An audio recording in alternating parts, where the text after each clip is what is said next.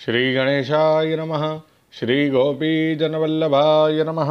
श्रीमद्भागवत महापुराण नवम स्कंद अथ त्रयोदशोऽध्यायः। राजा निमि के वंश का वर्णन। श्री सुखदेव जी कहते हैं, परीक्षित, इक्ष्वाकु के पुत्र थे निमि। उन्होंने यज्ञ आरंभ करके महर्षि वशिष्ठ को ऋत्विज के रूप में वर्ण किया। वशिष्ठ जी ने कहा कि राजन, इंद्र अपने यज्ञ के लिए मुझे पहले से ही वर्ण कर चुके हैं। उनका यज्ञ पूरा करके मैं तुम्हारे पास आऊँगा, तब तक तुम मेरी प्रतीक्षा करो। यह बात सुनकर राजा निमि चुप हो रहे हैं और वशिष्ठ जी इंद्र का यज्ञ कराने चले गए।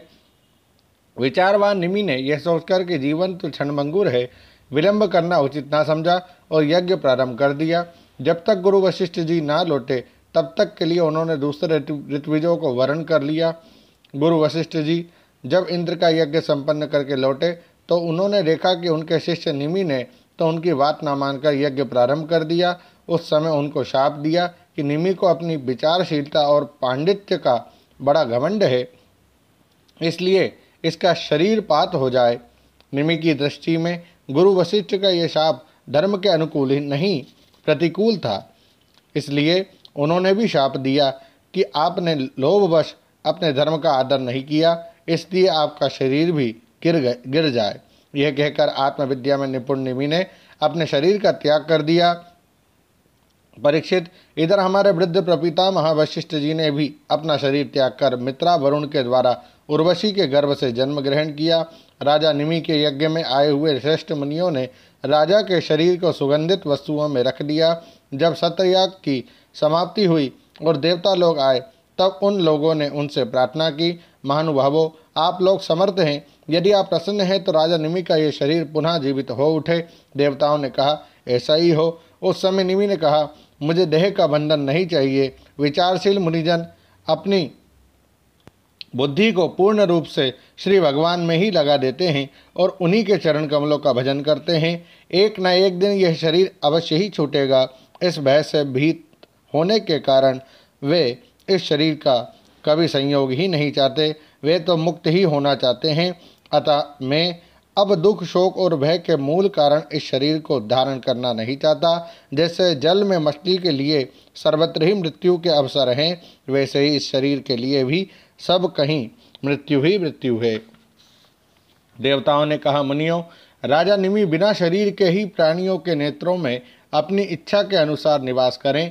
वे वहाँ रहकर सूक्ष्म शरीर से भगवान का चिंतन करते रहें।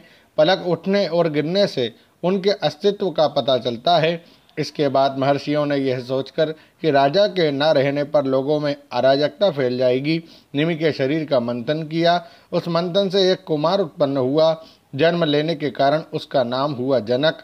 विदेह से उत्पन्न होने के कारण वैदेह और मंथन से उत्पन्न होने के कारण उसी बालक का नाम मिथिल हुआ। उसी ने मिथिलापुरी बसाई।